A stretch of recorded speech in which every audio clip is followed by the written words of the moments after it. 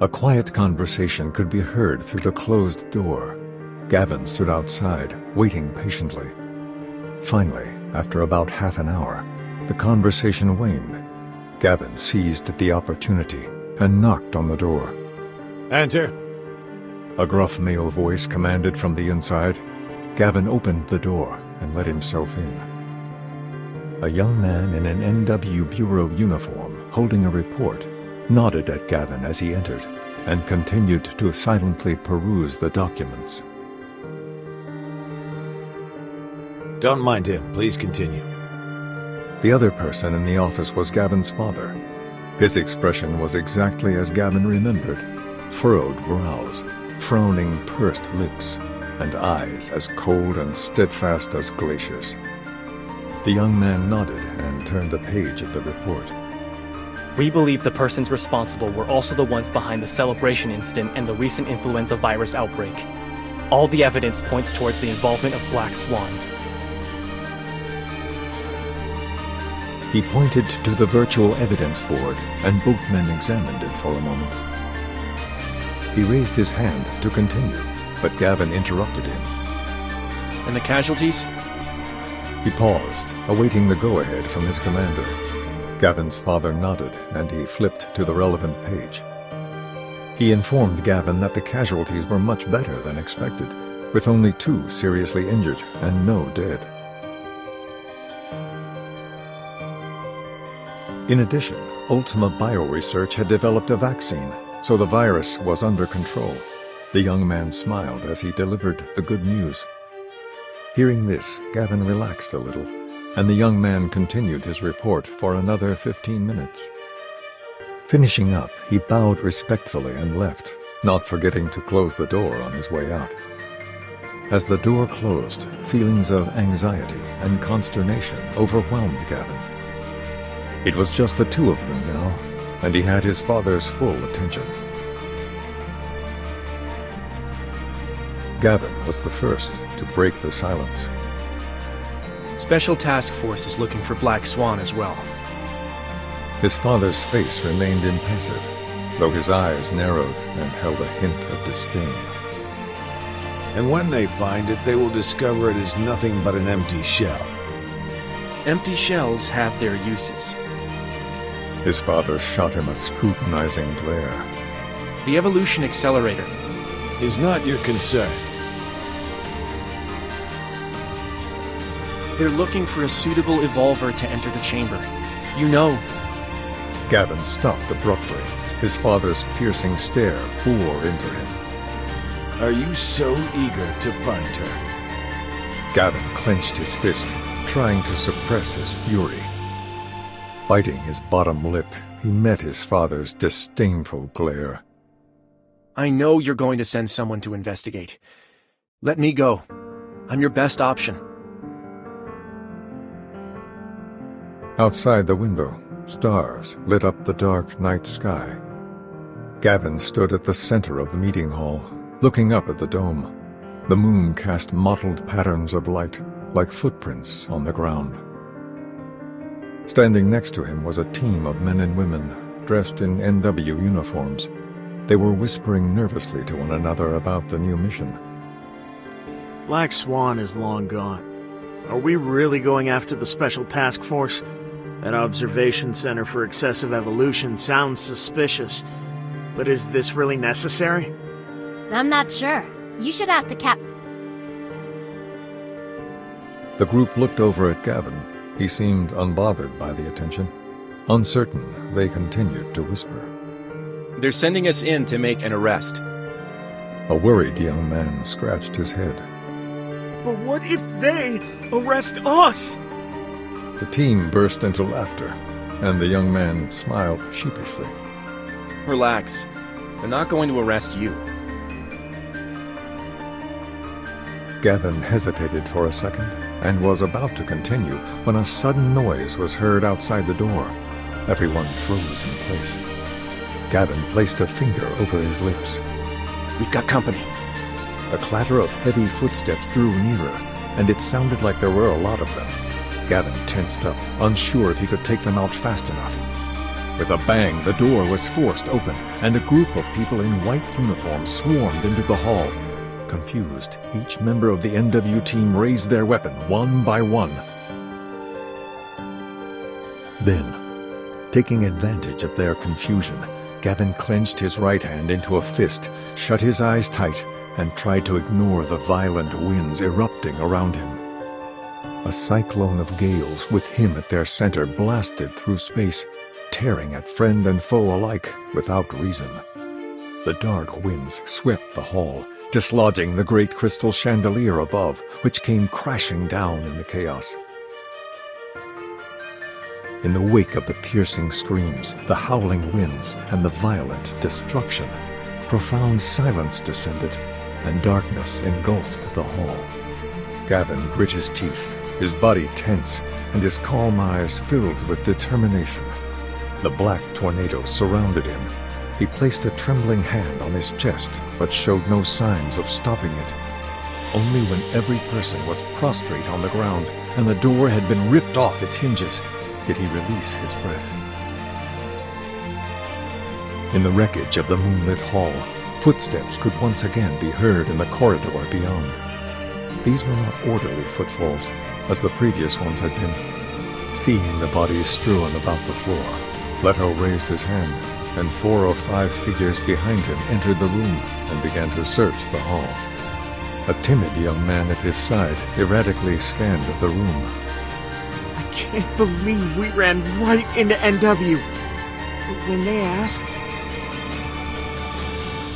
It was just a misunderstanding.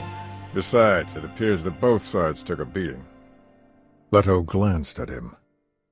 As for Gavin's disappearance, you got an answer for that, too? The man nodded eagerly.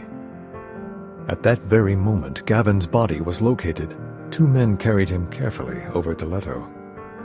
Leto nodded towards the exit, and they carried him out. The hall fell silent once again. Leto took one last look at the moonlit devastation and turned to leave the room. He awoke to a gentle breeze. The dark mist had cut off all visibility, and movement was impossible. Aside from that faint breeze, he felt nothing. Slowly, Gavin began to regain his senses. He could make out a blurry white light, and voices could be heard nearby. The evolution accelerator is almost ready. He's a very suitable candidate. You mean the evolution core? I thought it was already. He finally managed to open his eyes. Fragments of light came rushing in, and a quiet groan escaped his lips. The conversation ended abruptly. 2 figures, a man and a woman in white lab coats and protective goggles, were looking in his direction. They were holding clipboards as data flashed across the computer screen in front of them. The full scene in front of him came into focus, and Gavin was finally able to take in his surroundings. He was strapped tightly into a white seat.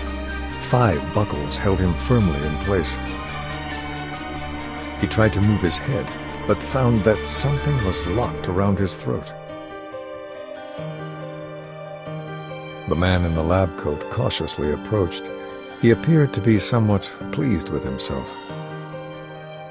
He stood in front of Gavin, blocking his line of sight. Peering down at him condescendingly, he poked the device around Gavin's neck, cocking his head curiously. Gavin frowned and turned his head violently to one side, pushing the man's hand away. Awake already? Another needle! The woman approached with a vial and syringe. Following her movements, Gavin could clearly see what was on the table. Next to the serum was a computer compiling data and a pile of papers, on top of which lay a photo of his very own black glove. You... Before he could finish, the needle was inserted into his neck, and the icy, cold serum entered his bloodstream, numbing the pain and dulling his mind. In his confusion, Gavin saw the 2 figures approach again and examine the device on his neck, muttering softly. Their voices became muffled as his mind drifted further and further away. Everything became surreal, submerged in a thick fog which parted to reveal different scenes from his past. He saw a girl clutching a textbook hurrying down a corridor. Leaning against a tree, he watched her disappear into the distance. He watched himself place a bracelet in her hand. The golden ginkgo leaf dangled from her slender wrist. He saw her tears.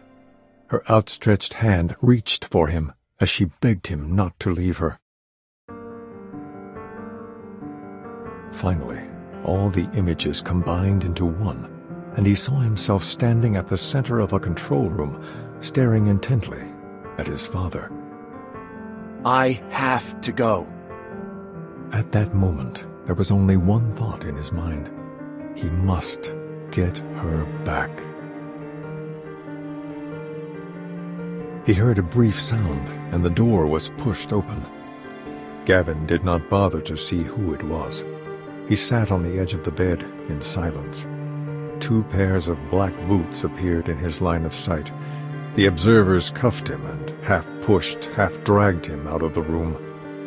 It had been 3 months since Gavin had arrived at the Special Task Force's observation center. Each week, he would undergo 1 eval check. But recently, it had increased to 1 check every 3 days. Still, the increased frequency of these checks had afforded him more opportunities to study his surroundings, and at that point, he understood the layout pretty well. According to NW intelligence, the evolution accelerator was situated somewhere inside the observation center, though Gavin had yet to discover its location. However, Gavin kept pace with the observer ahead, his eyes fixed firmly on the floor. Many organizations had a tendency to hide their secrets underground, and he wondered if the Special Task Force had fallen into that very trap. He focused his gaze firmly on the ground, as though it could penetrate through to the accelerator. Lost in thought, he accidentally slammed into the observer in front of him. You! The observer cried out in pain and turned around, hurling a fist at Gavin.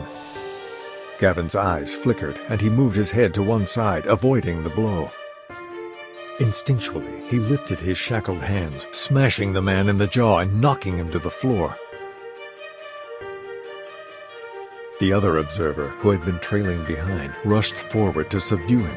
Anticipating the attack, Gavin was about to repeat the same move, but remembered his mission and lowered his guard, allowing the observer to push him to the ground.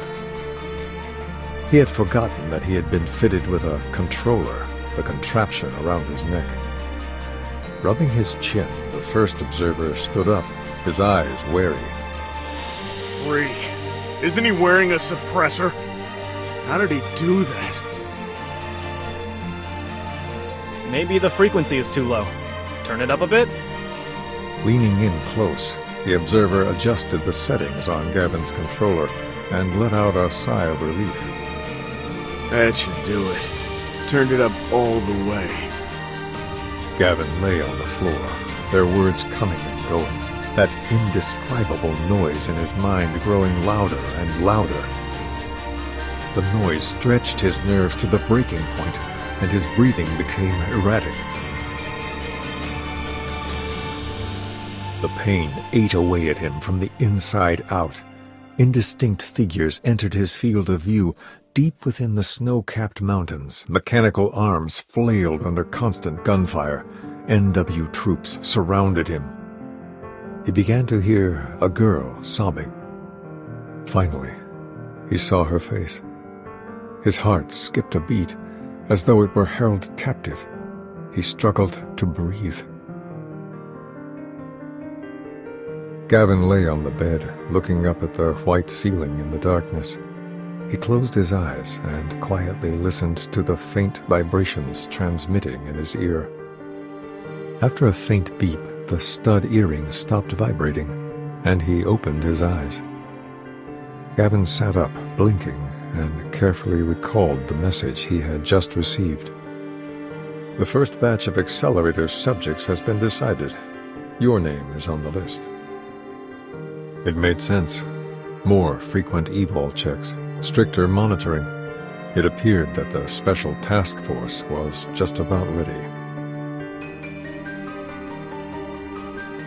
The stud earring made another sound, interrupting his thoughts. It vibrated intermittently for some time. Gavin gathered his wits and focused again on the vibrations, decoding each one in turn. Has been found. Gavin's eyes widened in disbelief. He lightly held his hand to his right ear to confirm the news. Finally, the stud earring stopped vibrating, and the room fell silent. Gavin sat on his bed, dumbfounded, powerful emotions playing across his face. Yes, it was her. In an instant, joy swept all emotions aside. He touched the cold steel of the stud earring to remind himself that he was not dreaming. It was real, and she was not involved in the evolution accelerator trials. In the darkness, Gavin breathed a long sigh of relief. He looked almost vulnerable, his head buried between his legs and his heart beating like a drum. Suddenly, he recalled the things he saw drifting in and out of consciousness that day. Images of the girl fighting alongside him, putting herself in harm's way for his sake. He had no memory of these events, but for some reason, they felt very real to him. Perhaps they were drug-induced hallucinations. Or perhaps, whatever the case, he would never let it happen again. He would always stand in front of her, protecting her, guarding her, forever.